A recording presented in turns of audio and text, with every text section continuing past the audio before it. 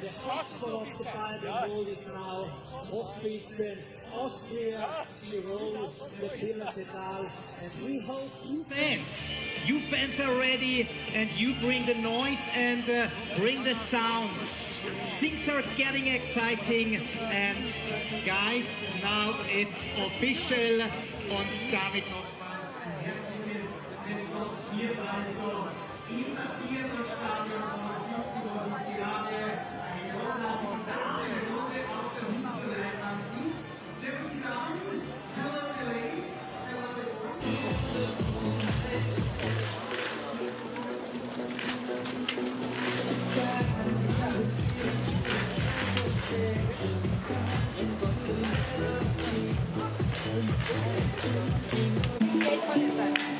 To be back in the competitions, it's really a different person from who I am. So I really often just watch there like, oh, how did I do that? So I still have...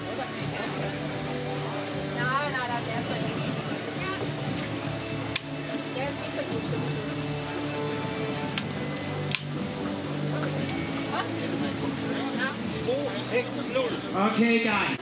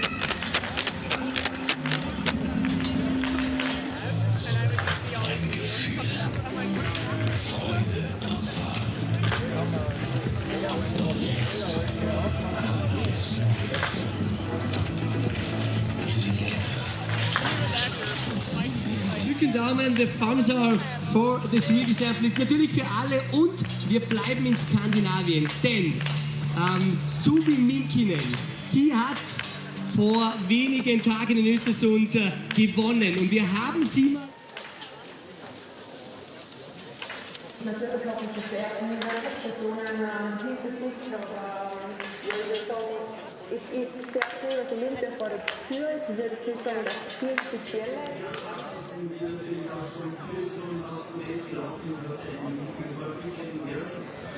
Welcome back to the afternoon, a second event of a doubleheader Friday in Hochfilzen, Austria, not far from the famed Kitzbühel and the Hahnenkamm downhill, which will happen later this winter. But today it is biathlon just down the road in Hochfilzen. It's the women's sprint competition and a big field on hand here today, 108 women starters in this second stop of the BMW IBU World Cup Biathlon circuit. With me, as always, is Scott Dixon, a former British biathlon team member and coach. And we saw a great men's performance. You see the conditions warming ever so slightly. It was about 0 degrees Celsius, a smidge over freezing when the men went earlier in the day. As the day winds down and they move into late afternoon, a 4 centigrade above zero temperature, and course holding up pretty well. But Scott, we saw some good shooting from the men's competitions. You're looking at the win flags now. How does the range look for the women? Very little change, actually. The weather is very stable, and the biathletes are able to get a zero in that is going to be quite similar to the same conditions they'll be shooting in the race, quite likely. And also, it's not that cold, which means their hands are going to be warm, and that's a massive plus when it comes to shooting. Teams trying to make their athletes trying to make their nationals Olympic teams as they roll through this season. The second stop is one of 9 on the World Cup, but more importantly, they're all trying to get ready for the Olympic event and trying to solidify their spot on the team. The Norwegians on the men's side have been a saga. The same thing is happening on the women's side, and the women's field is swollen to 108 starters, the biggest field we've seen this year. Big field, Scott. That just means so much more opportunity out. Und 15 Minuten und 30 Sekunden geben wir es an mit Start Nummer 1. To directly impact the time that they start behind the winner tomorrow. And that's going to be really interesting. Or excuse me, for when they do the pursuit. So the big story of the women's competition season so far has been the re-emergence and to the top of the order for the first time of her career, Suvi Minkinen, late in her career at 31 years of age. She is actually having a breakout season, off of a breakout season, and is in the yellow bib and red bib for today's competition. It's somewhat of a surprising start, but not really if you watched her closely last year. Well, the skiing was always promising, and it was only a matter of time when the two things came together, the great form and the great shooting. And that trajectory really matters. You watch that from years and years and years of work accumulating, and then when everything comes together at the right time, victories can happen, not just once, but in Minkinen's case, twice. Looking throughout the field, you look at venues as we come into each different venue and who might have success. Based on past experiences, and we have to look no further than Dorothea Vier, starting in the 68th spot today. She's currently ranked 5th overall in the World Cup standings. She won the individual competition. Not really known at this later part of her career as she's gone along in years as being the fastest of the sprint competitions, but she has 2 victories here in Hochfilzen. If you have 2 victories, it's more than anybody else has in the sprint competition here at this venue. How are Dorothea Vier's chances, do you think, today?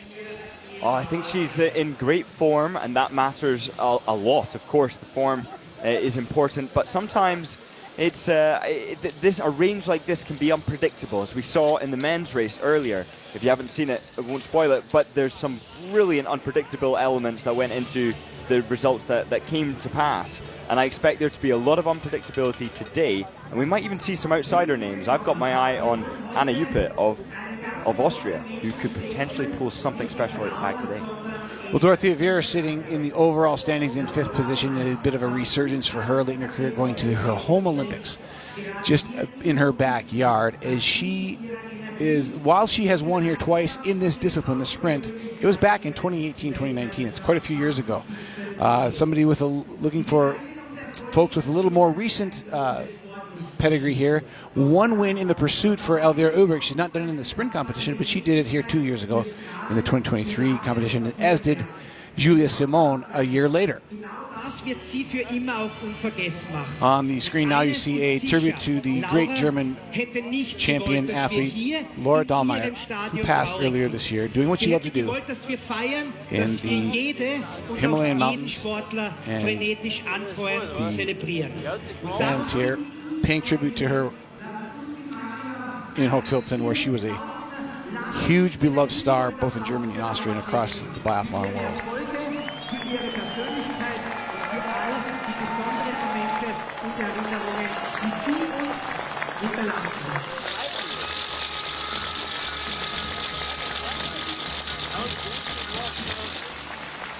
So as the crowd acknowledges the great star we lost this season from the sport of biathlon, we go to the start now of the start order of 108 stars. The first one to go out is Lydia Žurauskaitė of Lithuania. 45 starts to her career, 26 years of age. Her best finish is a 31st. Trying to do a little bit better today. Scott, we get a good look at the course now as the warmer temperatures have set in. How is it looking comparatively to what we saw in the men's race? Well, yes, the warmer weather certainly makes the top layer of snow a little bit more melted, but the integrity of the snow is still cold. The shadows from the mountains and the sun setting behind them means that the track will actually start to get a little bit faster as the race goes on. And where there's been shade throughout the whole day, the tracks actually won't get any more broken up at all. They'll remain the same. We got to look at bib number 9 from the Czech Republic, Markéta Davidová, going early, as is this athlete here. Bib 15, Lynn Gesblom. She has not been on the World Cup now for 2 seasons. She has had 2 shoulder surgeries, thought she was ready to go for the opener in Östersund, and then had a problem with her other shoulder and has done some rehabbing on that, and she's back. Scott, what do you expect of her today? Well, if anything is to go by from her Swedish Premier opener, that's when they did the Swedish selection races. She, in her first return to racing, hit 10 out of 10 and skied incredibly fast. I believe it was some 18 seconds slower than Hannah Öberg. So I expect to see her in the top 10 today with very good shooting. So with Davidova set to go in just a few starters, and the quality of Lynn Gesblom plus Janina Hettig-Waltz, who is flying, coming back from giving birth to her first child last year and taking the season off. So she's got a season off, but Hettig-Waltz will go out in bib 16 as you see bib 29. You're going out early in the start order is Justine Braissa-Boucher, who is also a very fast skier, one of the fastest skiers on the season so far. Braissa-Boucher trailing Anna-Maria Lampic only in the ski statistics, as we see Vanessa Voigt in bib 20. Scott, we're seeing more women with a chance, with a real pedigree and a chance at winning this sprint competition going earlier in the start order than in the men's competition. Yeah, for sure. I've got a few names now, and one of them is Todorova, who has a good chance of doing very well, and of course starting early has the advantage of going when the track is less broken up. Of course, it's quite cold overnight here, which means that the tracks are less likely to get broken up, but nevertheless it does have an impact, particularly on the corners, where the edges of the skis cut up the track particularly harshly. Todorova, the 27-year-old Bulgarian, heads out on course. She has one podium to her career and to her resume. She finished the season last year in a very respectable 15th spot in the overall standings after being 52nd the year prior, but a somewhat slower start to this season by comparison is Jarauskaitė of Lithuania heads towards the first time check. You see Anna Gantler, the first of the Austrians, planning to hit the course with bib 26. Her father, a well-known and respected cross-country skier who took the silver medal in the 10-kilometer classic in the 1998 Nagano Olympics in cross-country skiing, and she is carrying on the family tradition in the sport of biathlon. You can see the focus that she must have, maybe feeling some of the pressure of being a hometown hero.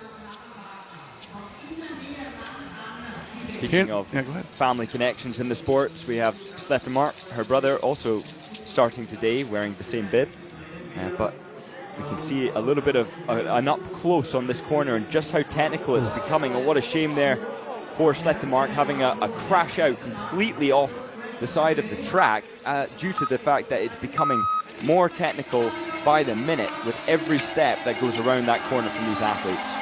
So Ukaleq Slettemark, the 24-year-old, having a difficult time with that first right-hand downhill turn into the first climb of the course. As we go now to Marketa Davidova, bib 9, currently ranked 21st in the sprint standings because she finished 21st in this event in last week's sprint opener in Hochfilzen, we're in Hochfilzen, in Östersund, as we see get a look at Sarah Anderson. But Davidova last week was in the sprint, had 2 penalties and finished in the 21st spot. So still not quite on the ski speed that she's exhibited at the peak of her career. And at this point in the season, that's not the goal for a lot of biathletes who are perhaps only capable of getting a peak at one point in the season as opposed to being able to maintain a good form throughout most of it. Bib number 11 steps into the start one. It's 26-year-old Kristina Dmitrienko of Ukraine. She's starting her 60th World Cup start today. Best performance of her career is an 8th place finish. As we look back out on course towards Davidova, heading to the 1.1 kilometer time check. And that brings up Natalia Sidorovic. She's had a great year last year and kind of emerged to the world elite.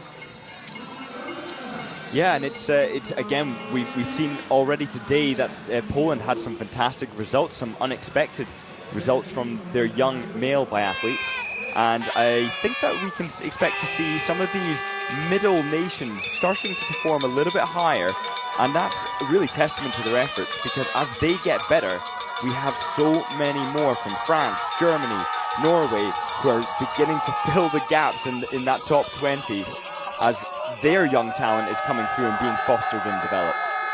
Here now at the 1.1 kilometer marker, approaching it, is Marketa Davidova. She should be among the fastest starters. We would expect her to set that sort of pace. so far this season, a -4 ski ranking, which puts her in the 9th spot overall, -3.9 off the faster than the average of the field. So Davidova negotiating that first time check and comes in second spot, 0.7 of a second down to Stremos. Yeah, and I think these timings are going to be, I would say decimated is probably a strong word, but cut up quite significantly as.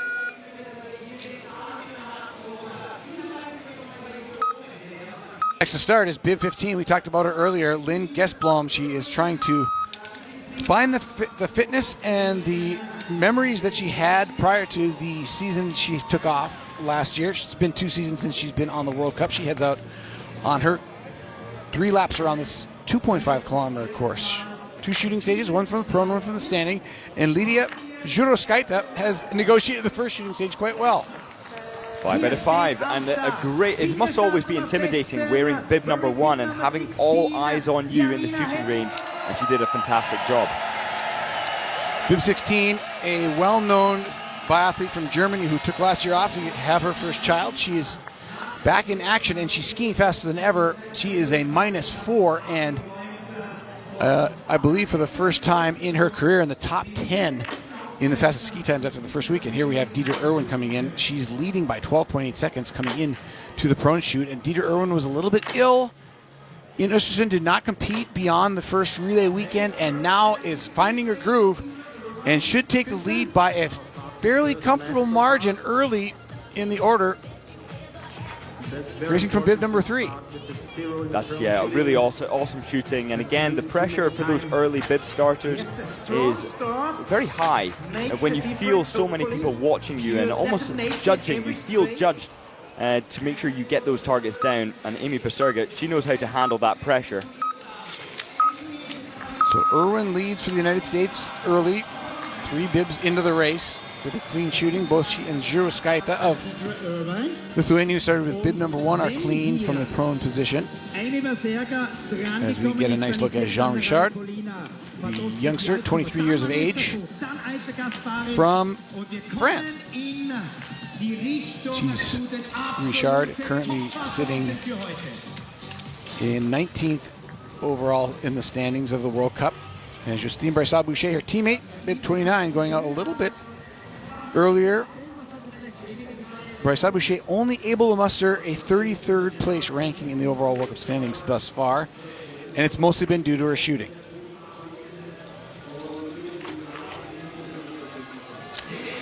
Which brings us to bib 20 now. This is Vanessa Voigt from Germany. She is a stable shooter, somebody that the Germans can count on in a shooting situation. She's out on course.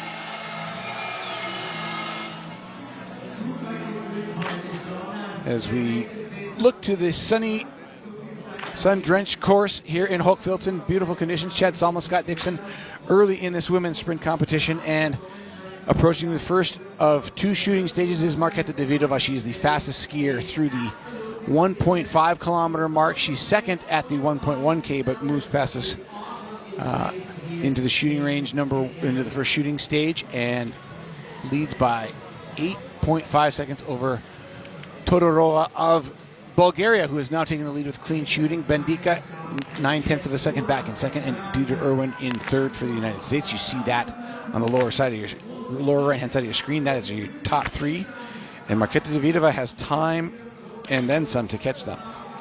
We just saw there Davidova making some adjustments to her sights, indicating that the flags are a little bit different now to when she did her 0. The first shot goes down in a clean 17 seconds, a quick and reliable rate, but 2 seconds thereafter between each shot, and all 5 of the prone targets go down for Davidova. It was clean, easy, and all complete in 29.7 seconds. So with a slight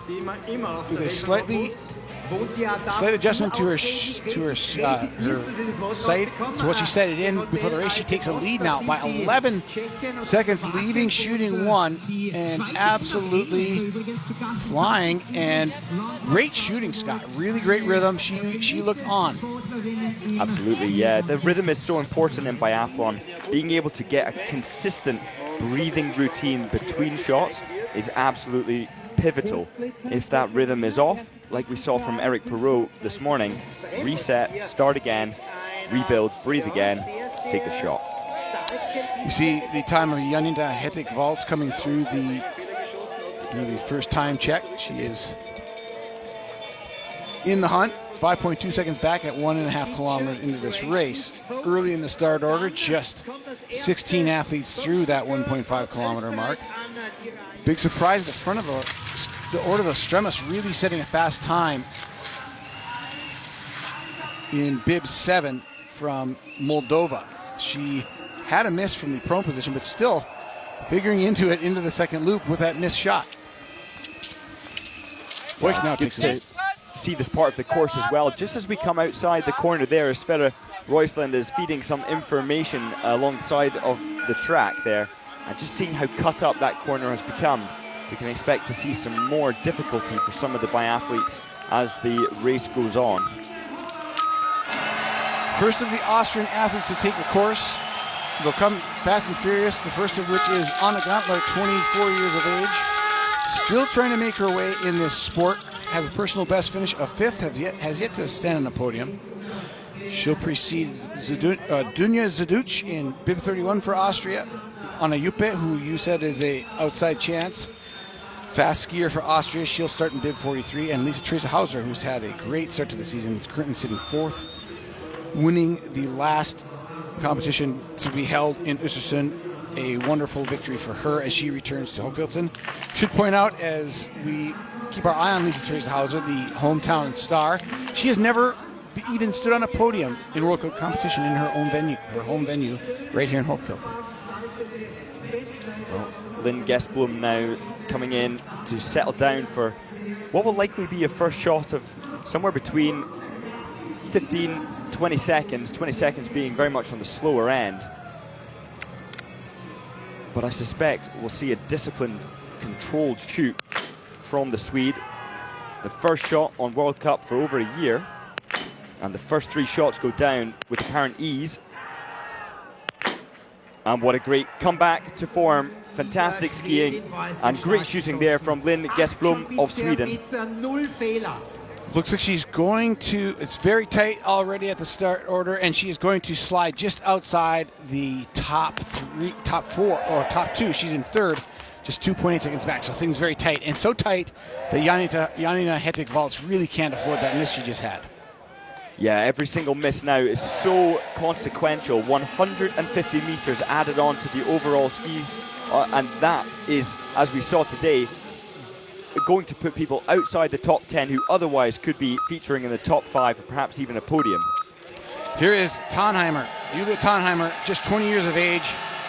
Keep waiting for her to do something special. She nearly did it last year. She has finished 5th before, this 20-year-old, the junior world champion from Germany, but has yet to really make a splash at the World Cup level in the seniors ranks. But she has solidified herself into a spot on this German team as we see Amy Baserga now, bib 18 for Switzerland, coming into the shooting range. Trailing by 7.7 seconds. You can see the breaths between every single shot, one big gasp, and then the rifle comes up onto the target.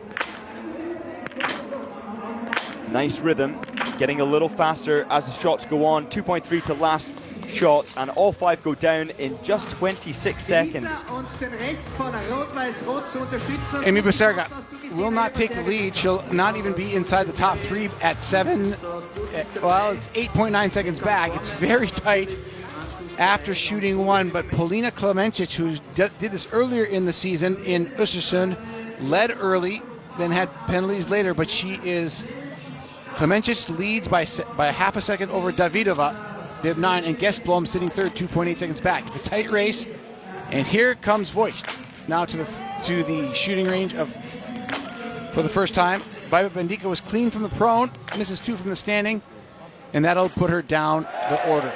Vanessa Voigt now. Quite fast for the first shot, 15.7 seconds. And that's after having skied really quickly into the shooting range. It's a lovely rhythm, very controlled, quite conservative, but the fifth one goes down beautifully, so a fantastic start for Voigt.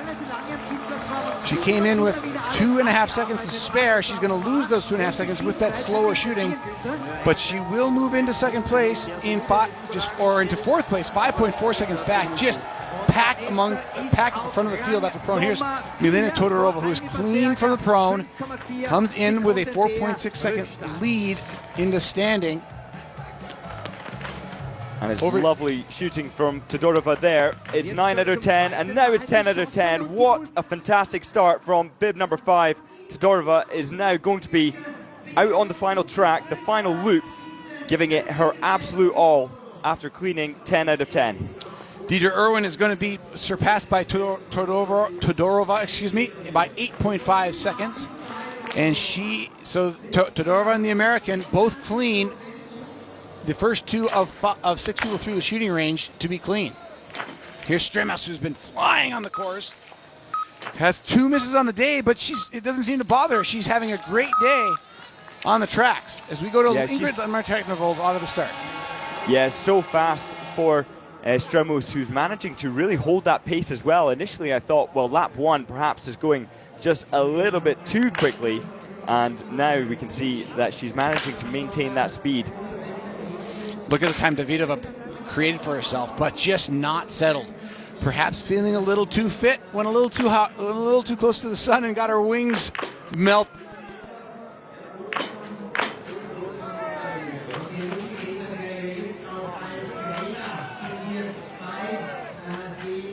So Davidova is going to get a little bit dizzy. Three laps around the 150-meter loop as we go back to the start now. Bib 38, Jean Richard of France. So Richard, currently sitting 19th in the overall standings, 23 years of age. Certainly a star of the future, Scott.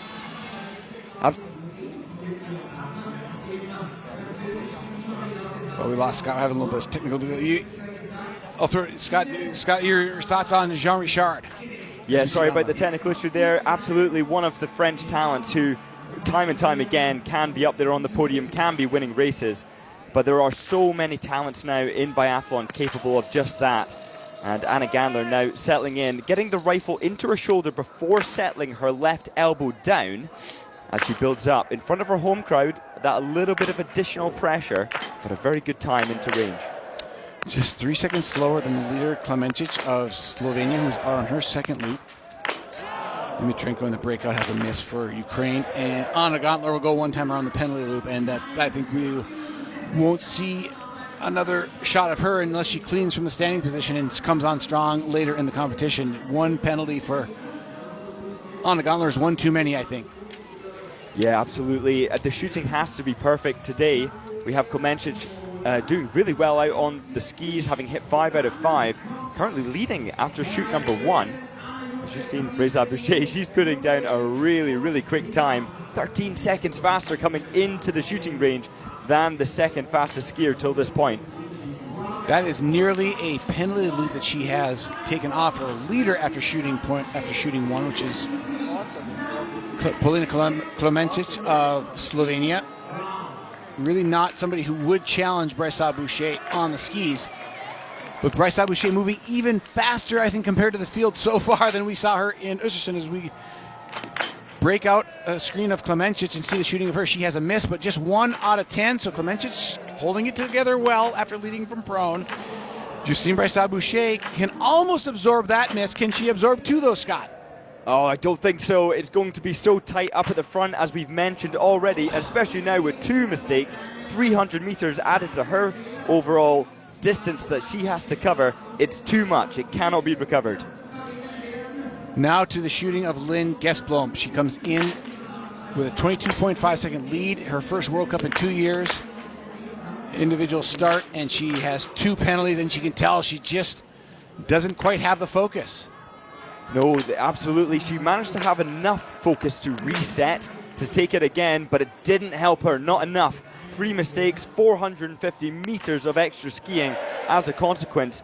It's not a good start. Prone was great, stand unfortunately was not. Julia Tannheimer coming in to the prone shooting, and not going to be her day either. So we have to wait for the 20-year-old to do something spectacular, and it won't happen today in Hochfilzen. But Janine Hedvig-Waltz is skiing very quickly. She comes in 32 seconds back, has a penalty on the day, and not really probably racing for the win, but a good spot, maybe clean here, top 10, but another miss. Meanwhile, you see the leaderboard. Klemencic with a miss, still leading after standing shooting, and Janine Hedvig-Waltz very uncharacteristically 3 misses on the second shooting stage. Yeah, really surprising. Lots of big names having lots of misses. Now some of the fastest skiers. We've got Bendika. She's got 2 mistakes after shoot 2. Davidova, she's got 2 mistakes after shoot 2. And I think we're going to see a bit of a pattern here. Here comes Dieter Irwin now. Bib number 3 comes to the finish line. Psyched with her shooting performance, pounding her fists against her thighs. She comes across the line. She's psyched with that. 21:07.0 the time to beat the American at the finish line. And Amy Baserga chasing that time. Whoa, is going to go 10 clean. out of 10. Beautiful shooting. Again, the Swiss doing fantastic on the shooting range today. The shooting coaches will be absolutely thrilled. And that was done in such a calm and controlled fashion. Very, very consistent times between every single shot. Baserga lights the lamp green, heading out into the final shooting or final ski lap of 2.5 kilometers. She leads by a sizable amount, 11.6 seconds over Klemencic, who has a penalty. Todorova in third, 18 seconds back. Irwin clean in fourth, 27 back after shooting 2. Now Vanessa Voigt with a chance. This is a huge opportunity. She knows and has been used to, in training, the sound of the crowd cheering when the targets fall. She shoots the second target first, then the first target, center, and that's a psychological game that some biathletes play. She gets the last shot, perfect 10 out of 10 for Vanessa Voigt. Her shooting form has returned. It wasn't fast, but it was effective. So far this season, Voigt has skied 1% faster than she ever has in 5 prior seasons. She's skiing better than ever. Going to fall just outside the time of Baserga, but 93% on the season. She's going to improve today because she goes 10 for 10 and is challenging for the lead into the final loop. Here is Tandervold now, leading by 5.2 seconds and starts with a miss. Skiing very quickly into the first visit to the range, but with 1 miss. It's not a great start, but what that does do, Chad, is it lowers the pressure somewhat for the stand, and I actually think that 1 miss, quite ironically, could actually result in a better performance for Tandervold. Milena Todorova has been spectacular the last 2 seasons. She comes in with a big lead now, a big fast last lap really being the differentiator between the Bulgarian and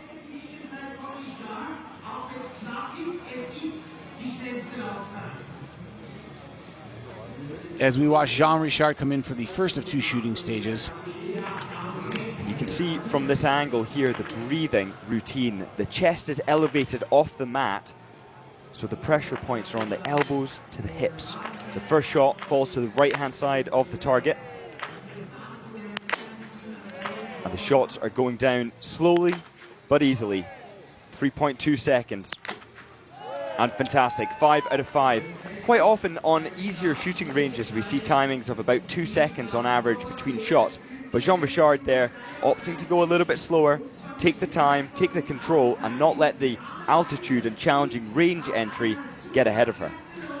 Just under 5 clicks of the clock, and she is at 4.9 seconds out of the lead in fourth.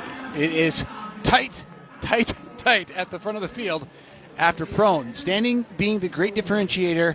Right now, only 2 clean through the standing stage in the finish. Todorova leads Dieter Irwin of the United States by 17 seconds. They're the only 2 clean finishers so far. Knotten, another one of the top candidates who are quite capable of taking a victory today. shooting very quickly. 12.5 to the first shot is very fast. 17 being pretty common. And now 4 out of 5.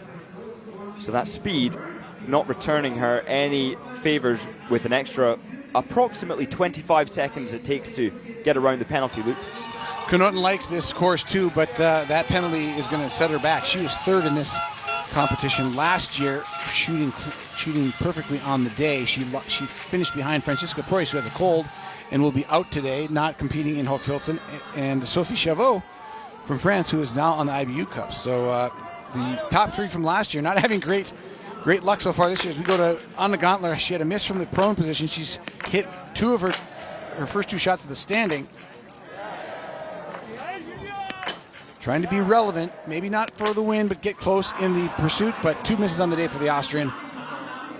And it's so hard when it's the last shot, especially because they've practiced so much to make sure that final target falls, as Øygaard of Norway misses her first and has managed to get the remaining 3, and the 4th goes down as well, so 4 out of 5 for Øygaard. Øygaard's first World Cup start for Norway. That's a heady thing for anybody from Norway. She's 26 years of age. 9 for 10 on the day, not a bad start. And Polona Klemencic comes across the line, edging Todorova of Bulgaria by just 4.5 seconds. And she takes the lead. Could this be her best career finish for Klemencic? Her previous best is a 8th place in Oberhof at the World Championships in this same event. Here now, the currently ranked 3rd overall in the World Cup bib 44, Camille Benet, having a great start to her season as we go to Justine Brassard-Boucher in the standing position, 2.5 kilometers ahead of Benet. She's skiing so fast and she's shooting really, really well, but misses the last shot, an extra 150 meters. That's 450 in total, but it was looking good there for Brassard-Boucher, as hopefully we can get another look at Benet and her shooting performance.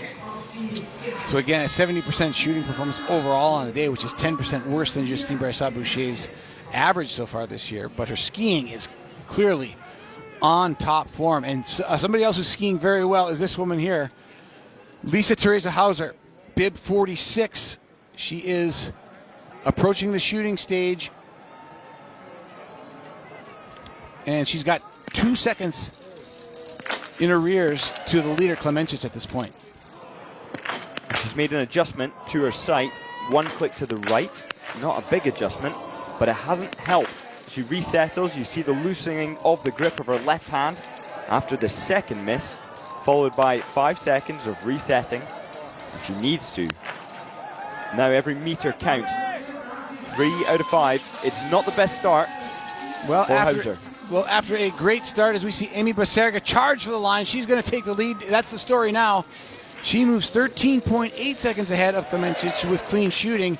That's a great ski performance by Baserga. But just going back to talk about Lisa Theresa Hauser, one note I made to myself is that she has a long career. She lives and trains in Hochfilzen and has yet to have a podium here. Among all of her podium finishes of her career, 13 podium finishes, none of them in Hochfilzen. What a rhythm, and you can hear the crowd going wild. 10 out of 10 for Vidal of Germany. Great shooting and a great speed, 22.6 seconds. Out of virtually nowhere comes Anna Vidal. She leads into shooting number 2 and leads coming out of it by 4.6 seconds over the Swiss Baserga. It's a battle of names we're not used to seeing at the top of the leaderboard. Klemencic, Gesblom, Vidal. After shooting 2, Vidal leads Baserga, Voigt in third. So Germany, Switzerland, Germany, and the partisan Central European crowd loves what they're seeing here. Yeah, so much excitement. Again, biathlon really likes to bring spring surprises upon us, particularly with different names. But here's one of my favorites now to have a fantastic race today. Perhaps could give us a surprise. 1.2 seconds in the lead. I can't say I was expecting it to manifest this early, but perhaps too early. Well, Juppe from Austria clearly has some ski speed. She just has struggles with the shooting portion of the sport. If she can combine the two, much like Philipp Horn did for Germany early in the men's competition, it could be a great day for her. But now we go to the shooting range, and Ingrid Landmark Tandervold, who comes in 24.2 seconds back for Norway into shooting number 2 with a penalty. Interesting to see the congestion there as Tandervold really wanted to get forward and get through to her lane, but now she's adjusting. She wasn't quite comfortable and had the discipline to reset and start again. She needs these 5 shots. And it's a miss from Tandervold as Jean Monod at the top right of your screen. She is now 2 shots deep and hit them, but 4 out of 5 from Tandervold. That's 8 out of 10 and skiing very well. Now Lou Jean Monod with her 5 out of 5 for prone. Remaining 5 stands to get for Lou Jean Monod for her return to form at the top of the field. Jean Monod will take the lead by a comfortable margin now. Not surprising. 9.3 seconds is a little bit more what we expected to see of Jean Monod last week in Östersund, but it didn't materialize. As we go to Jean Richard, who was clean from the prone position, comes in with a 5-second deficit to the leader at the second shooting stage, and she is going to have to go one trip around the penalty loop and just doesn't quite have the speed to absorb that, does she? No, absolutely not. But then if you look at those at the front, after shoot number 2, Weidel of Germany, Baserga of Switzerland, Voigt of Germany, none of them are skiing in the top 10. That means the door is open for those who have got 1 or 2 misses to get into the top 5 and possibly onto the podium if they're skiing very, very quickly. Here is the unranked 21-year-old Julia Kink for Germany in her 14th World Cup start, heading out on course. One of the last late charges for the Germans to try to throw her hat in the ring for a chance to win here. Océane Michelin, who has been one of the best skiers in the field last season, comes in and misses from the prone. So the big names seem to be shuddering just a little bit too, and ceding the lead to those who are less, should we say, less decorated in the sport of biathlon. Well, for sure. And now even Knotten, 28.5 seconds back with 5 out of 5 now, is still going to be down the order, quite likely outside the top 10. But so far, it is the best shooting she can do and the best performance she can achieve, and it is 5 out of 5 in the stand shooting for Carolina Ofigstad Knotten, and that's 9 out of 10 for the Norwegian. So Knotten will skip the penalty loop this time. She did it once after the prone. She is going to fall outside the time of Weidel by about a penalty loop at 22.8 seconds. That's just about what it takes to get around that loop, and now she's got to see what she can do in the last 2.5 kilometers of skiing. Gauntlet comes across the line into 15th spot. Quite a ways off the time of the leader. And Marit Øygaard trying to throw her hat in the ring in the top 10 in her first ever World Cup showing. 9 for 10, 58.7 seconds back in 10th. A satisfying result for a Norwegian on the first World Cup when the nerves are very high and there's expectations from the crowd and from just by wearing that suit. But Anna Juppe now coming in for her opportunity for a podium should these targets go down. So far, the leaders after shooting 2 are not really notoriously fast skiers. Weidel, Baserga, Voigt. They're all just clean and having a good day, but Juppe now probably throwing her chance at a podium finish for the first time in her career with that miss. Yeah, a really pivotal miss there. Even though it's just 1, it's 9 out of 10. Juppe is skiing really quickly and therefore does have a good chance of recovering some of that 150 just by virtue of skiing quick. But Justine Breza-Boucher crossing the line now, 5th place, 32.7 seconds down. Amazingly fast skiing by her with 3 times trips around the penalty loop. Camille Benet cannot afford a miss, but she could take the lead if she stays clean. She's put herself in position to contend for the win, and she's going to do it. Fantastic shooting there, 26.1 seconds. It's clean, it's quick, it's 10 out of 10. And could she be, well, she's having to chase now to get onto the top of the podium, but she's down by a deficit. 9.5. Camille Benet came into the season, as we focus now on Maren Kirkeide from Norway. But Camille Benet came into the season trying to see if she could stay on the French team for more than a week. Well, she's done more than that. She's moved into the third overall in the World Cup standings with a third, 13th, and a fourth. And today she's also among the leaders after shooting 2. She's sitting in fourth spot, 9.5 seconds out of the lead, as Marin Čerkaida will contest near the front of the field after prone. So lots of contenders still out on that second loop. Interesting there, Čerkaida shooting in about 32 seconds, so quite a slow shoot. And again, that's pretty common amongst the Norwegians. Anna Vidal left the shooting range in the lead by 4.6 seconds, and she's going to lose by 9.7 seconds for an aggregate of about a 15-second loss to Amy Beserga in that last loop. So Beserga proving that she had the ski power today in that last loop. That's the difference maker between her and the German Voigt. And Beserga's course time also excellent, but 12th fastest at the end of the race so far, 48 seconds down off Breza Boucher. Hannah Öberg comes through the first time check, 1.1 seconds, 1.1K in 6.6 seconds back. What does that mean for her? She is currently sitting in the 6th spot as we go to Lucy Sharvatova, coming off in a great performance in the sprint and pursuit in Östersund. She is. I've never seen her go clean. I've never seen her hit 9 for 10, but she's still flying on the skis. What a shame. And that last shot, again, psychological when the last shot doesn't go down. If you can get 9, you can get 10, but the brain sometimes starts sending messages that are very much unwelcome when you're trying to focus on getting the final target. As Elvira Öberg settles for a quick first shot, 13.7 seconds, but taking her time to the second, missing. It's 3 out of 4, and now it's 3 out of 5. That's a disappointing start for Elvira Öberg. Sitting in the 8th spot overall. She's finished this season so far in individual competitions. She's finished 8th, 5th, and 14th. No podiums yet for this Swedish superstar, and those two misses are not going to do her any favors. But look at this, Scott. The lead of Lou Jamineau, 24 seconds coming into the range over the current leader, Anna Vidal, because she's perfect and she's out-skiing Vidal by a stretch. This is an amazing opportunity now for Jamineau.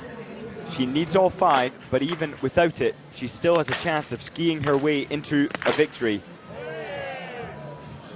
As Minkinen settles down for prone in the top right of your screen, you can watch that at the same time.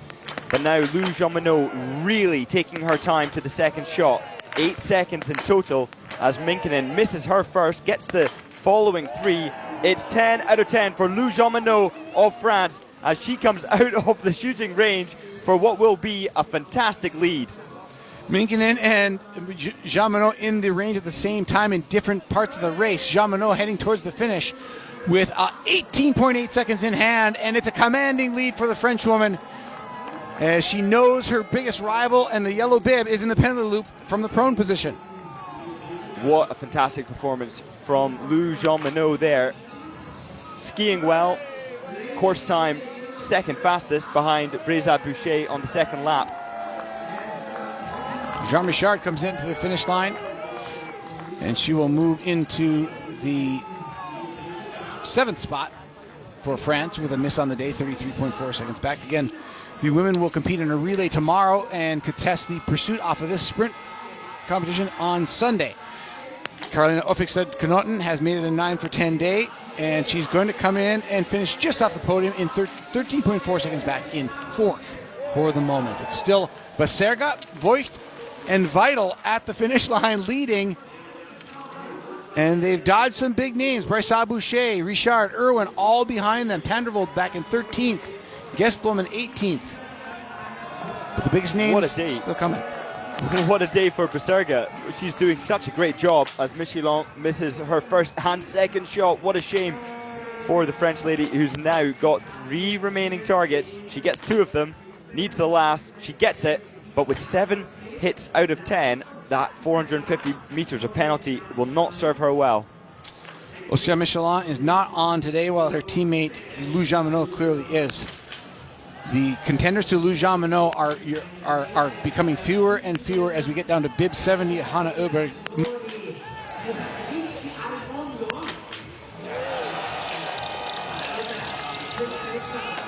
Grabbing the lead. She's going to contend with Jean Monod, follow just outside the time, but I think she'll go second, and she will. 4 seconds back, so Hannah Oberg making it a race today between her and Jean Monod at the top of the order.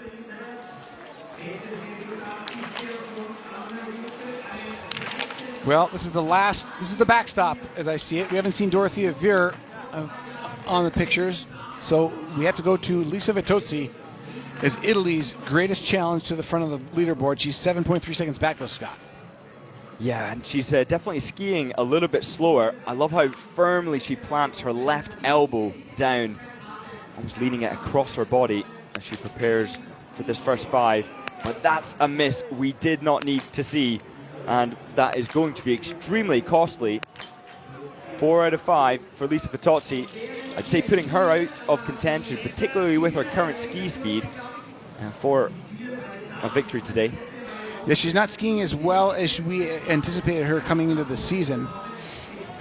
After shooting 1, Dorothea Vier is clean, but she is 11 seconds back. But we've seen her come roaring from late in the order and starting slowly and finishing fast. Here is Julia Simone, despite clean shooting, is really not a factor right now. She has been held out due to disciplinary reasons within the federation and is making her way back after a 6-month cooling period where they did not allow her to compete for the French Federation. She's back, but she doesn't seem to be a factor today. Here's Tchirkaita now. And Benet of France crossing the line in second place. It happened so briefly, you may have missed it.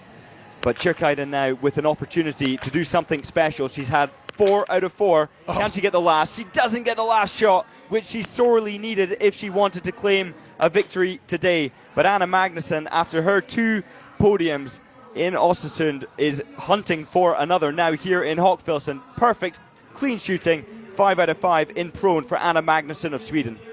Tchirkaita perhaps sensing that she could win her first World Cup with a clean shooting stage, drops the last shot. Meanwhile, Miss Steady from Sweden, skiing better than she has in her entire career and shooting equally as well. Currently sitting second in the overall World Cup standings. Anna Magnusson, 2 podiums and 3 races so far this year. She is looking for another one as she leaves the shooting range from the prone position. And there is a shot of, that's bib 67. That is Julia Kink. And also causes Lena Mo to go down. Yeah, you can see that corner is getting more challenging every single moment that this race is underway, and that's because of the track melting, the surface layer of snow becoming a little bit tricky, but also the edges of the skis cutting it deeper and deeper and deeper every single time an athlete skis around it. Hannah Oberg coming through the time check, 7.9 seconds back behind Jean Monod and Tchirkaita. Tchirkaita has a penalty. And just to give you an update, Tchirkaita came out of the penalty loop still ahead of Amy Becerga by 2.3 seconds. So Tchirkaita in third behind Vital with she's the only miss in the top 3. Jean Monod is clean, 18.8 seconds clear after shooting 2. Jean Monod is approaching the finish line in the final lap of skiing. Tchirkaita is as well, and the real challengers left. Well, you'd think it'd be Dorothea Vier. She's out on the 4-kilometer mark. She checks in 17.8 seconds back, so not matching the speed on the skis of Jean Monod, who was clean on the day. Here's Jean Monod now heading towards the finish. Look at the gap, 29.6 seconds at the 6.5-kilometer mark. Running away with it here today.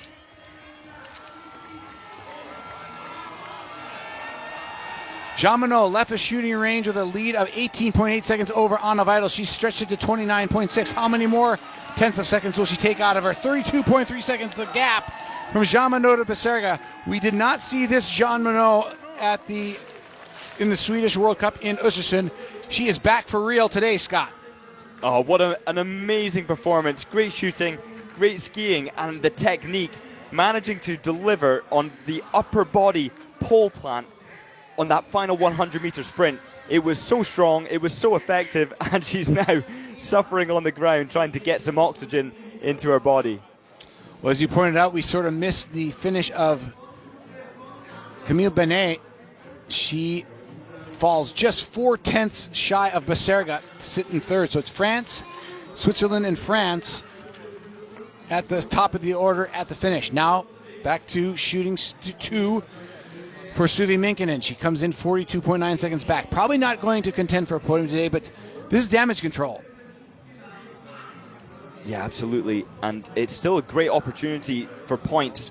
At the end of the day, all of these results will be added up, and it could be consequential for whether she continues to wear that most exciting bib color combination. Second miss on the day, though. Not going to shoot better than 80% today, and it's going to drop to 70 now. And a uncharacteristic, unstable performance on the shooting range by your World Cup leader. 3 misses on the day. She came into this event with a 17-point lead over Anna Magnussen, who is doing very well today and clean on the range. So Magnussen trying perhaps to take over the World Cup overall lead. Here is Dorothea Viera. Doesn't have the ski speed to win it, but can contend for a podium possibly. Yeah, 15.4 seconds slower on that second lap. That's behind Tjurkaida of Norway, but she's shooting fast. She's shooting accurate. Could she get 10 out of 10? She does. Perfect shooting from Dorothea Viera, and she is going to be flying around this last lap. The adrenaline will most definitely be carrying her. Fourth fastest shooting time of that stage so far in the field, late in the field from bib 68, and she will clock in at 15.1 seconds back. In second place, Viera looking for her second podium of her career, of her season, 23 seconds slower than the fastest skier on lap 1. 15.4 slower than the fastest skier on lap 2. She's not on her top form, but can she hold it together on that last lap? Dorothea Viera has 2 sprint wins at this venue, which is one more than anybody else racing today. Hanna Oberg has been clean, though, from this prone position, and that is going to be a costly miss. Oh, infuriating for Hanna Oberg there. She'll be absolutely gutted with that miss, but needs to stay focused, needs to get this last shot, and she does. Good comeback after that upset, but now 150 meters added on before she can get out and on the hunt. We'll watch Ulla Halverson, her teammate, come to the finish line, trying to stay in the top 10. She'll fall just outside the top 10, but Scott, we'll watch Ella Halverson come across the line and then just discuss you come in at 15th spot, but we've seen Hanna Oberg at her best, and she just doesn't seem to have a clean pathway, mental pathway, in the standing position this year. Well, in the Swedish opener, she was fantastic. She, in the first race, hit 10 out of 10, and that was nice, controlled, and it seemed like everybody was saying, well, that was a World Cup victory right there. But now perhaps that expectation of good form has just made it a little bit harder for Hanna Oberg to focus on her process. How common is that in this sport, do you think, for a veteran like Hanna Oberg, as we watch another veteran, Lisa Vitozzi, with a miss come in to shoot from standing? Well, the mind games are constant for all of these biathletes. It's not whether you have the poisonous thoughts, it's what you do about them when they occur. Lisa Vitozzi is one of the masters at combating all of those negative or unhelpful thoughts. And she gets 4 out of 4 and then just misses that last shot, almost just as though the commentator's curse landed upon her there. As I was saying, she's so good at combating that last shot psychology, but in this instance wasn't able to. Look at this performance by Maren Tjurkaida. Had a miss from the second shooting stage. She left there in 4th spot after Viera had come through. She was behind Vital by 3 seconds, now comes across the finish line into 2nd spot, moving Vital down to 6th, Voigt down to 5th, and Benet down to 4th. Benet will not stand the podium. That 0.4 of a second could prove important. But here is a reasonable shot at the podium, 21 seconds back. May not get her the win to Jean Monod, because Jean Monod's been spectacular, but Anna Magnussen goes 10 for 10. She is just a machine right now and the best Swede in the world. Wow, what an unexpected turn to form this season for Anna Magnussen.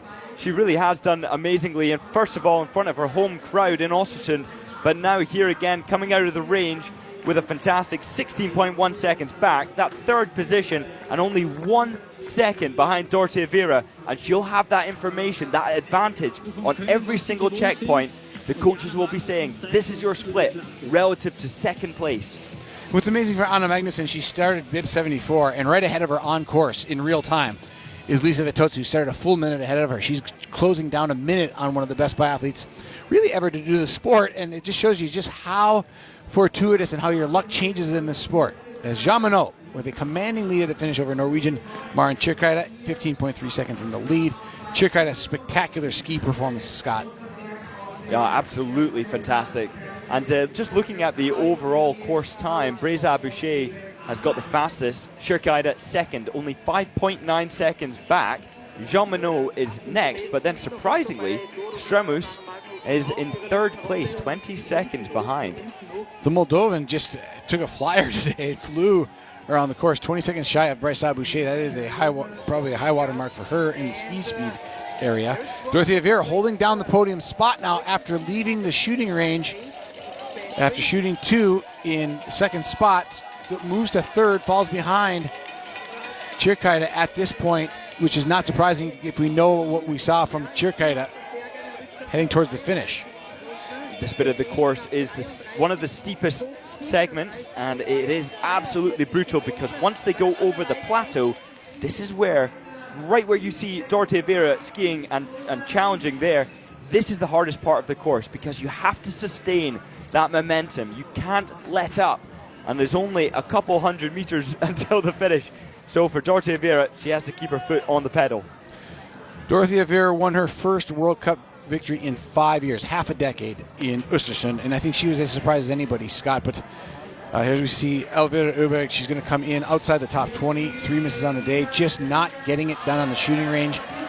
She and Vera in 2 different spots right now in this early season of this Olympic year. Yeah, it's quite surprising. The Swedish team not actually performing to the level that perhaps some of us expected. But I do think that will swing around come the Olympics. They have a great and reliable Olympic strategy. But Hannah Öberg, with one mistake, I would not be expecting her to be 41.4 seconds back. Well, Lou Jean Monod throwing down a dominant performance. You see, the Swede just one shot worse than Jean Monod, but over 40 seconds back, suggesting that Jean Monod has a little bit more smoother process and maybe a bit more ski fitness than we saw from her in Östersund the first week. So it was 1 second Magnussen behind Viera, and now it is 0.8 seconds. She has only taken 0.2 seconds on the Italian, who's coming into the finish. Dorothea Viera battling with Anna Magnussen behind her on the course, about a kilometer. She comes across the line into the podium spot, 27.9 seconds back of Jean Monod. A dominating performance by the Frenchwoman. Kyrkjeide the closest thing to her, but Viera now in a battle with Magnussen out on the course, because I think Kyrkjeide will get them both by the finish and remain in second as Suvi Minkinen comes in to finish in 38th with 3 penalties on the day, almost 2 minutes back. Yeah, it's not going to be good from the perspective of points for Minkinen, but she's had plenty of those that perhaps she was not expecting, so I don't think it's too much of a loss. So Kyrkjeide, the fastest second lap of the field. And we'll look at the race between Viera and Magnussen from the second shoot. Anna Magnussen pulls 0.6 ahead of Kyrkjeide now with a kilometer to go. And that's 4 seconds just in the last couple hundred meters that she has gained over Dorothea Viera. So Anna Magnussen is really powering on this final lap. Magnussen actually fighting it out with Kyrkjeide more than Dorothea Viera. Viera is going to be sitting in 4th as Hannah Öberg. Not going to be a podium finish today, but within striking distance of the lead, 46 seconds back into the pursuit for Sunday. They've got a relay between now and then. But the Swedes don't seem to be panicking, and we see this a lot with the Swedes. They come out hot and then kind of train a little bit more and maybe have a little bit less spectacular performances in the second, third World Cup weekends as they train for the championships, which they are known to do very well with. But Anna Magnussen is a freight train, and she's got a lot of momentum heading towards the finish, trying to take down Kyrkjeide. She had 0.6 of a second ahead of her at 6.5K. Coming to the finish now, she won't take down the win for Jean Monod. But can she take down Chirkaida for second? Well, this is the question. It certainly is possible, and by trajectory, it looks like that is what is going to happen. Anna Magnusson has the advantage of being told by coaches exactly where she stands relative to Chirkaida, exactly where she stands relative to to Dorothea Vera. So she just needs to stay on her feet. Lisa Vitozzi trying to put a positive spin on her 2 missed shots in the day, and she will come in outside the top 10 in the 12th place, a minute, 0.3 seconds back. And we're waiting for Anna Magnusson. Here she comes to the line. She's the further figure, trying to get in ahead of Chirkaida. 15.3 seconds back is the time she's got to beat. She falls just outside of it into third and pushes Dorothea Vera into fourth. Wow, so close, and she'll be gutted. And Chirkaida, of course, will not be. She'll be delighted with that outcome. But so much was down to the final couple hundred meters, the final kilometer, most of which is actually downhill. And with that performance as it stands, if it will stand, and I think it will, I don't think we see anybody really challenging the top 3 right now, as Magnusson was late in the start order. She was bib 74 on the day, the final of the seeded skiers. Rebecca Postler doing well out there, but she's not challenging Magnusson. So if things stand, live cup update looks like Anna Magnusson just earned herself the yellow bib. And Jean Monod moving into second, Chirkaida in third, and Minkin falling all the way down to fourth at the moment, with still competitors out there to maybe push her further down if she is passed by other later starters. Fast shooting now from Passler, but missing the first and last shot. 300 meters of extra skiing as a result of those 2 badly timed squeezes of the trigger. So consequential is every single gram of pressure on that trigger if the result of a miss is approximately 25 seconds. Susanne Kulm of Estonia with a perfect shooting day. This could be something special for her. Kulm left the shooting range at this.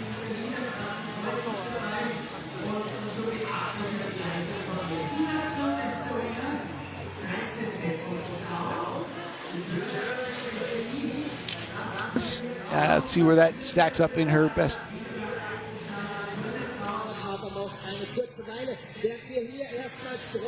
Here is Anna Andexer.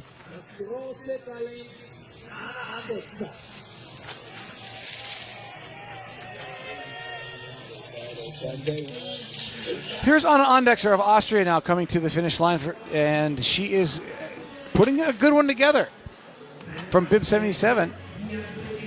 Looking like she's going to fall just outside the top 20, as we celebrate Kulm having a solid performance as well. Currently in her best up to today was 12th, but on Andexer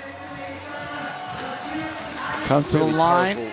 Sprint there, fantastic technique, and really lunging for the line, trying to claim every single second she can. Of course, it's important to gain those seconds because tomorrow they matter a lot in the on Sunday, the pursuit competition. It's extremely important to minimize the damage that you already have against the winner, who starts with an advantage.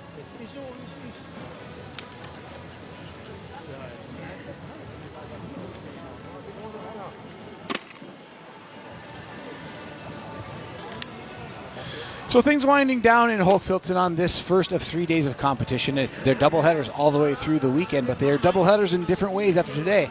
The men and the women both doing the sprint format today. Tomorrow, the men will hit the course and pursue the winner of today's competition, and the women will go to a 4x6 kilometer relay tomorrow, and they'll split that order on Sunday as we look at Lena Hackey, bib 79, a longtime veteran of the Swiss team.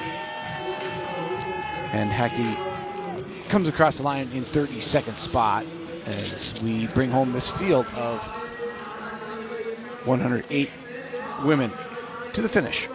Anna Magnusson, she's on a roll.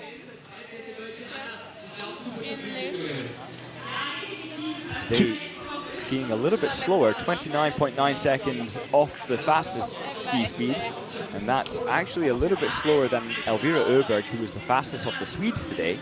Halvarsson was the third fastest, and Gesblom the fourth. So Hannah Öberg, not only does she struggle a little bit with the stand shooting, but 36 seconds slower on skis. So Lou Jean-Monod coming in with so much pressure. She missed the World Cup overall Crystal Globe last year by the narrowest of margins with a tangle in Oslo with the eventual overall winner, Franziska Preuss, who has yet to really contend any races this year with battling illness, which has been a big part of her trajectory and her career story. But Lou Jean-Monod has climbed back to the top of the podium for a 14th time. Or 13th time in her career. So she is she's on the rise in this Olympic season. You see Dieter Irwin with a good race today for the United States, going clean, finishing in the top 20 in the 17th spot. That's going to lift her spirits as she heads towards the Olympic Games, her second. And your pick for the win today, Anna Juppe, still a solid day on with one miss in the top 20. Yeah, it's a really good performance. I think with one miss, I would have anticipated her to be a little bit higher, perhaps in the top 10 rather than just top 20. But yeah, it's a day of surprises. I wouldn't have said Minkinen would be 46th at the end of the day with 3 penalties and to have dropped from 1st to 5th in the overall standings. But so is biathlon, unpredictable and exciting as always. Well, I read through the standings, and I was actually reading through the Sprint Live Cup standings. The overall total standings, 239 points for Anna Magnussen. Not really even close at this point. She's 39 points clear of Lou Jean-Monod on their live standings. Chirkaita moves up 3 spots into the 3rd spot. Benet drops from 3rd to 4th. Minkinen drops from 1st to 5th. And Minkinen will cede that yellow bib to the Swede. And Anna Magnussen, not the Swede you would expect necessarily historically to be the World Cup leader, but she is nonetheless. Scott, what are your impressions of Anna Magnussen this year? Well, she's obviously had a fantastic summer of training. She's really put down the good practice that's resulted in very high quality shooting. She's always been exceptional at shooting in the summer, but there's a different mindset when you apply that to races. And it seems as though she's cracked the code and manages now to get all of the targets down, or at least most of them most of the time, in race conditions. And that implies a significant transition psychologically and physically for Anna Magnussen.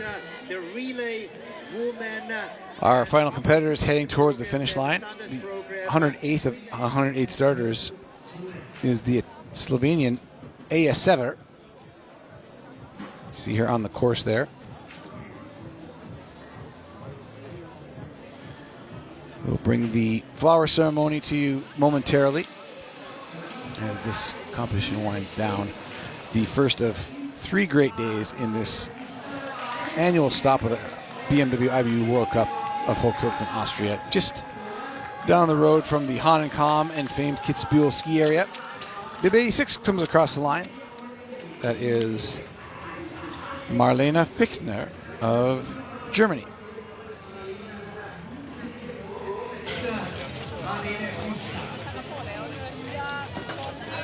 Camille Benet getting a little bit of love from the folks back home in France.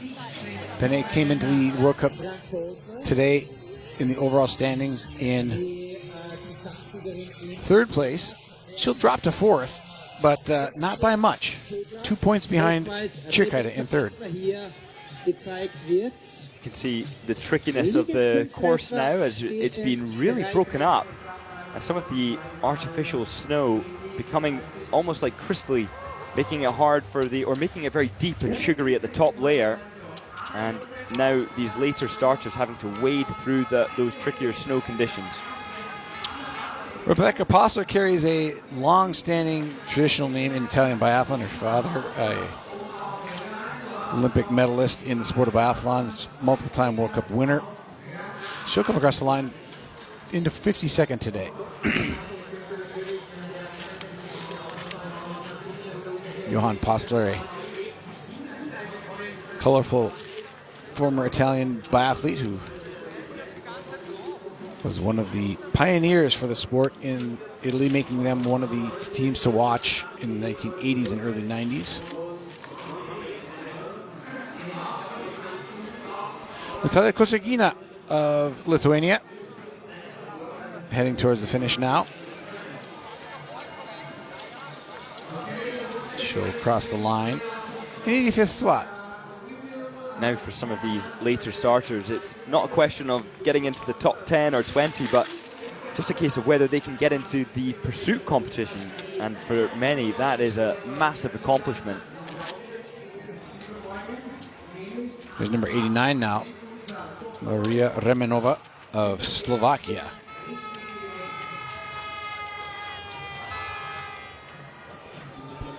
Remenova coming to the line, challenging for 71st place.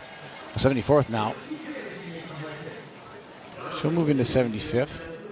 I'm just noticing, Chad, that down the order quite deep, we've got some German names, Fichtner being one of them, and IT Waltz and Tannheimer, who haven't had the best performance. Kink also on the edge of being kicked out of the top 60. So Germany having a little bit of difficulty on the range today. I'm pretty sure Sverre Royston will be a little bit disappointed with those shooting scores, but will be proactively trying to work out what caused it.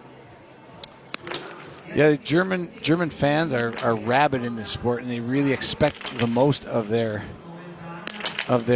national teams at these events, and they have some good performances in the top 10. At the finish, top German, Vanessa Voigt in 7th, 37.7 seconds back. Anna Vital with a really great performance for her personally in 8th, but then you have to go all the way down after those two. You drop down to the next German, is Fichtner in 44th, as you pointed out. And then Hettig Waltz and Tannheimer with 4 misses each are not hanging on to a top 60 start in the pursuit. Julia King in 59th, just hanging on by a thread here. And it would be nice to get all Germans into that pursuit, but right now they may lose one to the top 60. Speed 107, Daria Klimina of Kazakhstan. She's resettling, getting purchase with her left elbow on the hip or behind the hip, in front of the hip, wherever there can be the most amount of traction to support the weapon. Scott, we've seen a lot of development over the years. The stuff that you can see, she's got almost like a sticky substance on her suit. It's pretty commonplace now, isn't it? That would have been illegal in my day. They've really relaxed. IBU has relaxed a lot of the rules from earlier to make shooting maybe a slightly bit more reasonable of a undertaking in a ski suit. Well, we've got another crash there. Sorry to not address the point, but absolutely the elbows or the suit can be manufactured with some grip, with some extra material there that does provide a little bit more traction on the bib or on the race suit. Some, like Andrei Moravec of the past racing, used to lift up the bib to prevent the slippiness. And speaking of slippiness, here's a good example of how hard that corner has become. Pure sugar. There's Ziva Clementius, two Clementius sisters in this event. The younger of the two, she is back on course, though. No harm, no foul, no broken equipment, no broken bones. So back out and heading towards the finish. But yeah, and we've seen quite a bit of leniency in the last 20 years in the rifle stock as well. The stock used to be very Spartan and had very strict rules about where you could build it up, where you could not build it up, and how simple it had to be. That's been a big factor in accuracy too, hasn't it?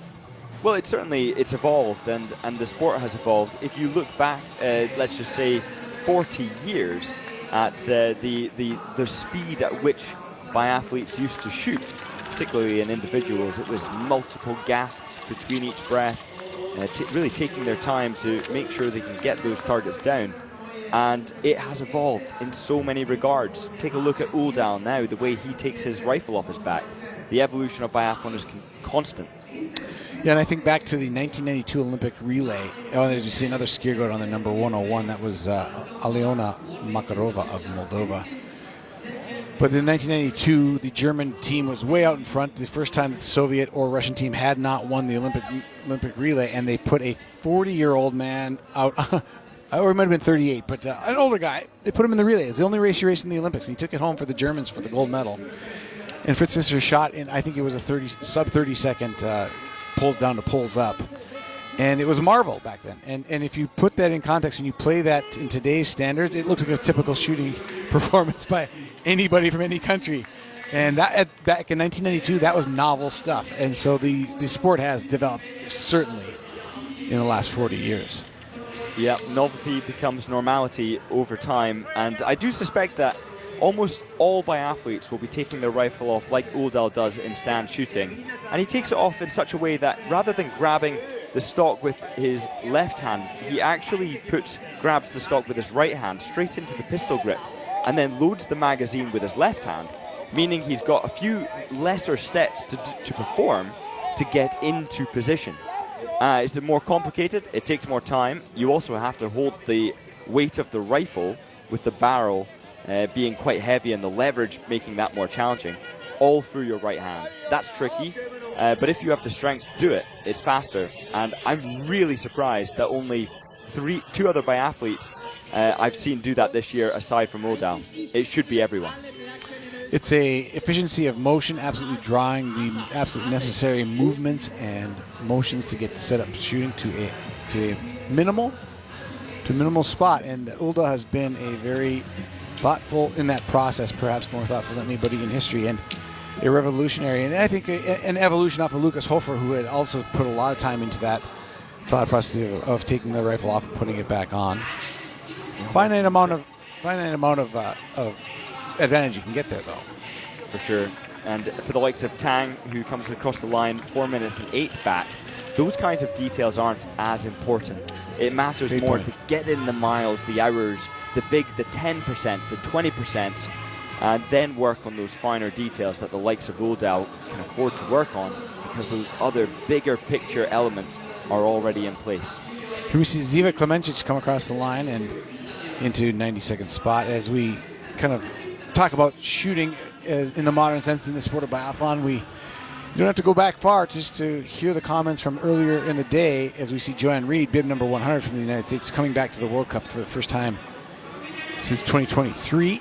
Nice to have Joanne back for the United States. She comes in with a 50% shooting performance and finishes in 91st, trying to make the U.S. Olympic team that will go to Italy later in this season. But just looking back, we think about Tommaso Giacomel, his comments. He went for it. He got brash and tried to find every second he could, and he still only won by seconds. That tells you how tight it is and how much of a risk you have to take to win. Oh, it's so exciting, isn't it? And you do have to take a bit of risk if the goal is to win. But I would argue that if the goal is to win, that's a problem. You should never be aspiring to win. You should be aspiring, or athletes in general should be aspiring to deliver a world-class or a winning process, but that's different. Because sometimes to win, you have to do things out with your ability in the moment. Whereas a good process takes into account your fatigue, your breathing, your trigger pressure, your sight alignment. So it's always all about the process and never about getting over ambitious. I hope that Giacomel doesn't go into the next race thinking, I want to win today. It should be, I want to get a winning process today. Plechakova of Czech Republic, of Czechia, coming in 68th position. Adelina Rimbu, bib 102 from Romania. She'll finish in the 99th spot, and we are winding down this first of 3 days of competition at the BMW IBU World Cup in Hochfilzen, Austria. Chad Sullivan, Scott Dixon bringing you the action today, and just a few more competitors out on course. One of them is this athlete from China, bib number 106, third to last starter, Meng Fangqi. Really strong technique there, managing to get a lot of forward lift, and when the poles go down, it's all about tensing the core, transmitting that weight through the poles. It's bib 104 now. One of our British athletes, Chloe Dupont. Yeah, she's so good, particularly in the mass start races, side by side with other competitors. Same like Quentin Fillon-Maillet is able to pull something special out the bag when there's other racers side by side. The same is true of Chloe Dupont. She really thrives under the pressure of battle against other biathletes next to her. Well, Scott, a rundown of our. There's two British athletes on the course today. One of them is Dupont. One of them is Shauna Pendry. Let's see where Pendry is located in the finish order. As we see, 10 out of 10, really fantastic performance from her. 62nd, so just outside the pursuit, which you'll be disappointed with, but nevertheless, a fantastic result from her. 10 out of 10. Skiing very well. So Pendry in 62nd for the English-speaking countries, as well as her teammate making her way, Chloe Dupont, finishing in the 99th spot. The other English-speaking countries will, Dieter Irwin leads those athletes in 17th spot with clean shooting, 10 for 10. Nice return to World Cup form for her. Pascal Paradis of Canada, 9 for 10 for 46th. And Nadia Moser, another Canadian, the next across the line in 55th. She'll go to the pursuit with 8 of 10 hit today. Chloe Levin's right behind her in 57th, also in position to go to the pursuit on Sunday. She is 9 for 10 on the day for the United States. And Shiloh Rousseau, who came off such a great performance in Östersund, struggles a little bit more today, hits 7 for 10 and finishes 74th for our Canadian friends. And bib 47, Benita Pfeiffer in 90th spot, 6 for 10 on the day. And Joanne Reed with hitting half her shots in her first World Cup back in several years. We'll end the day in 96 for the United States, and that is our rundown of the English-speaking nations in the sport of biathlon. Moments away from the flower ceremony and podium ceremony for the women's sprint in Hochfilzen. By my count, 18 athletes today hitting the perfect 10 out of 10, 13 for the men. And of those who didn't get the perfect 10 out of 10, there were a lot of big names. Elvira Oberg, she missed 3. Michelon, she missed 3. Gesblum, also 3. Davidova, 3. Hauser, 3. Minkinen, 3. Lots of big names, lots of favourites struggling. And Tandrevold, I would say, big success today, 8 out of 10. And a little bit off the pace in terms of skiing, but 16th in total.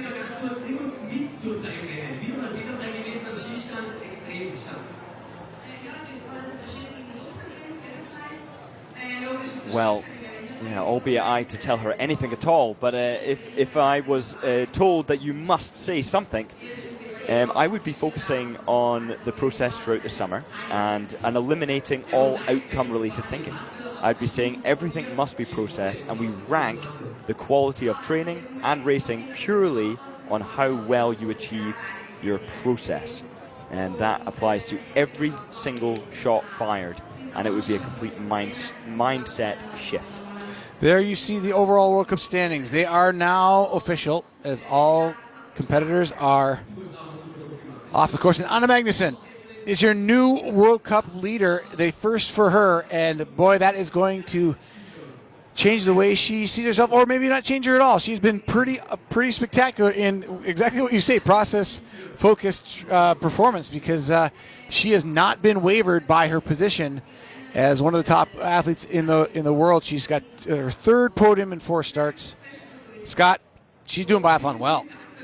She's doing it super well. And it reminds me of a session when I was training with the Swedish team under Wolfgang Pickler, when Anna Magnusson and Fredrik Lindström, 2 of the best shots on the Swedish team, after a very, very long cycle from Germany to Austria and then back again after having done a 2-hour classic up a mountain. You had to hit 18 out of 20 minimum, or else you had to do another run up another mountain. And Anna Magnusson didn't quite get that. But I believe that it's those kinds of sessions that really has built Anna Magnusson into the legend that she has become. Building those thought processes to backstop the things that unravel your performance. Now, look at Maren Tjirkaida. A podium today in 2nd spot. Tjirkaida, that is her 4th podium, 4th podium of her career, as she finishes in the 2nd spot for the 3rd time in her career. Has yet to win a competition. Perhaps that comes tomorrow. But this woman right here, she made all the headlines last year and came up just 2 points shy in the overall World Cup standings in the final competition of the last season. Came out a little bit soft last weekend, or last week we should say, in Sweden, but Lou Jean Monod has found her way back to the podium and to the top step of the podium for her 13th win of her career. And Anna Magnusson, we get a recap of her as the new World Cup overall leader.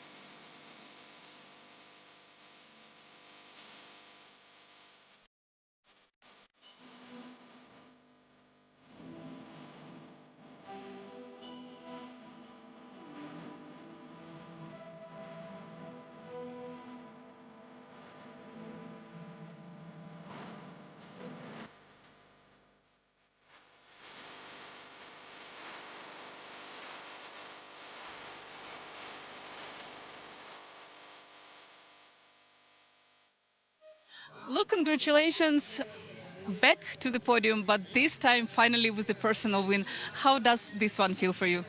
Relieving, because I felt a bit, I was missing confidence about my shooting those last weeks. So yeah, I'm happy to prove myself that I'm able to shoot clean and to ski fast today and to win.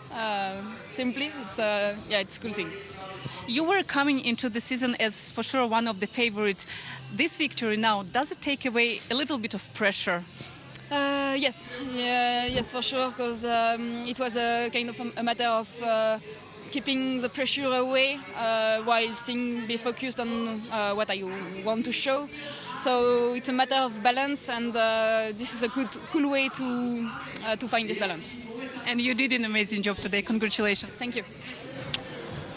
So Lou Jean Monod finding the groove again, and she wasn't far from the groove in Östersund. She finished 4th in the opening individual, 11th with one single penalty in the sprint, and 16th with 4 penalties in the pursuit.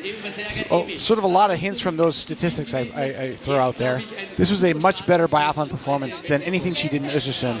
What were the factors, do you think, Scott? Well, I think, like she just said, or like the interviewer just asked, did you feel the pressure? And she did.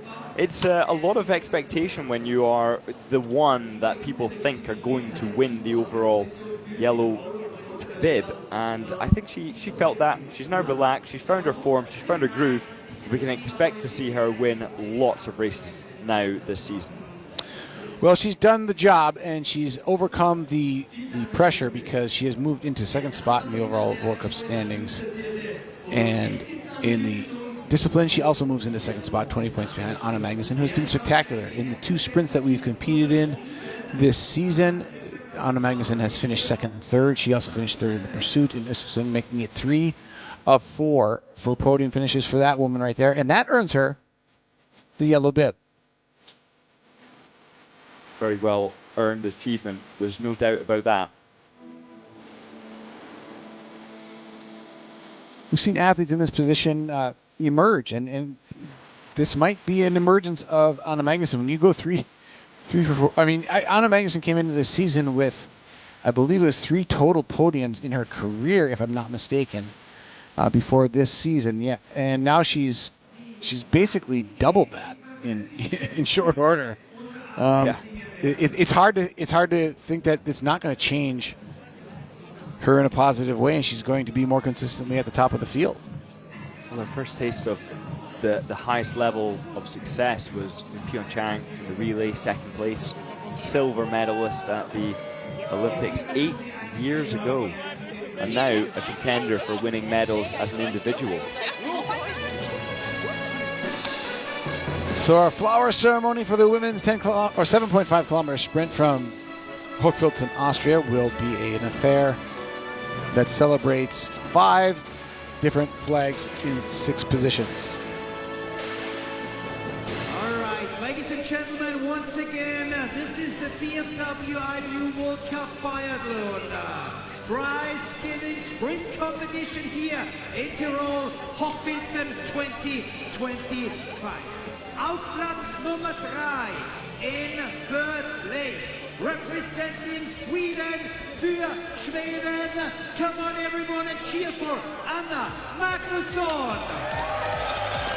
Anna Magnusson takes to the podium for the 3rd time this season and for the 5th time in her career. They're coming fast and furiously, and she shows no sign of stopping, doing biathlon about as well as it can be done.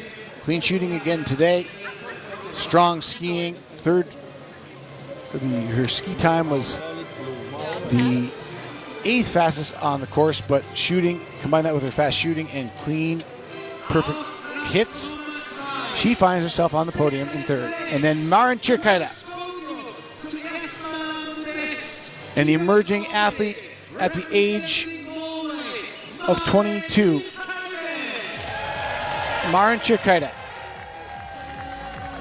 takes the 2nd spot on the podium.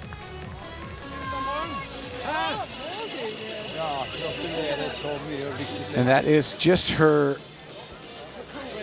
4th podium of her career. She's been 2nd now 3 times, and Scott, she's got to be close to winning her 1st one soon. Well, yeah, she certainly has the pressure of the Norwegian flag on her shoulders, but she's capable of it, and I expect to see it this season.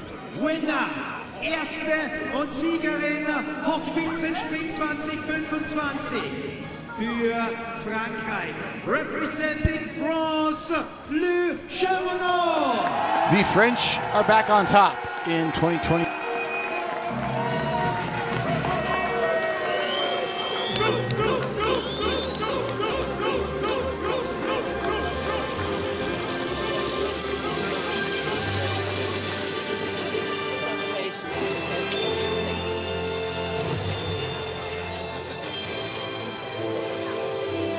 Major factor, but it was enough to take a commanding lead into the pursuit on Sunday by 15 seconds over Čerkaida and 16 over Magnusson. The top 60 will be separated on Sunday for that pursuit by 2 minutes and 7 seconds. And Chamonix will be the hunted once again.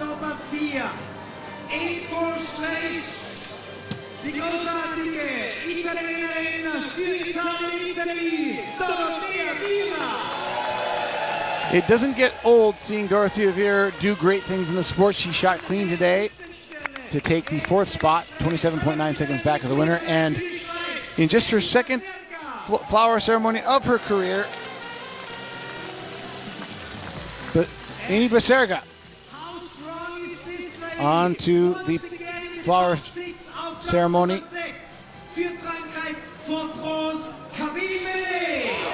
Camille Benet making it a typical day at the office to be in the flower ceremony after coming off the IBU Cup. And right now, Camille Benet is on fire. She's having a great season.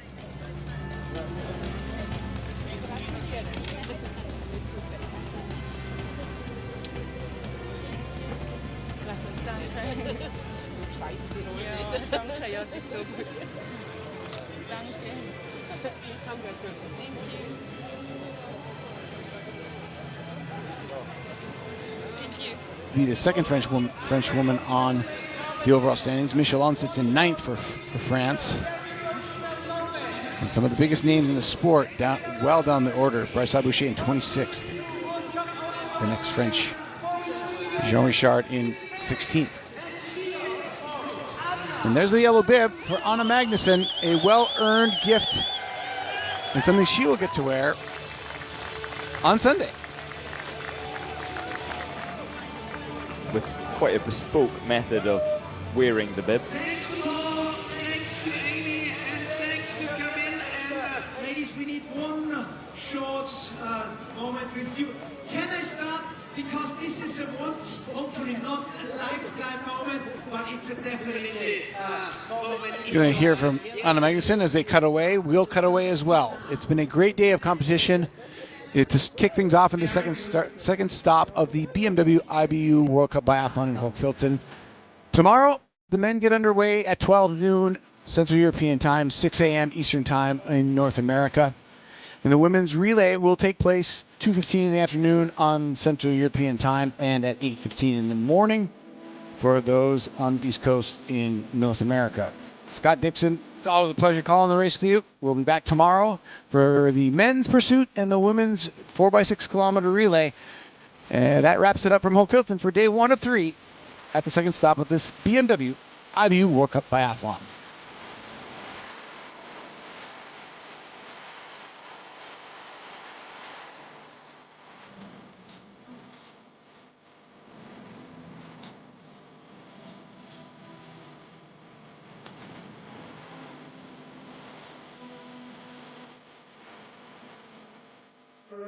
The short track is you, so lead celebrate tonight. You deserve it. So once again,